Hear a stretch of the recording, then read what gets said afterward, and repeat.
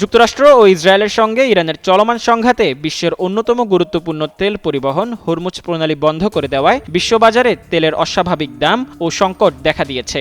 এতে বিপাকে পড়েছে ট্রাম্প। এবার ইরানকে ইঙ্গিত করে ট্রাম্প হুমকি দিয়ে বলেন, হরমুজ প্রণালী খুলে না দিলে বেসামরিক বিদ্যুৎ স্থাপনা, তেলকূপ এবং খার্ক দ্বীপে হামলা চালানো হবে। সামাজিক যোগাযোগ মাধ্যমে দেওয়া পোস্টে ট্রাম্প বলেন, তেহরান চুক্তিতে রাজি না হলে এ ধরনের পদক্ষেপ আরও বাড়াবেন।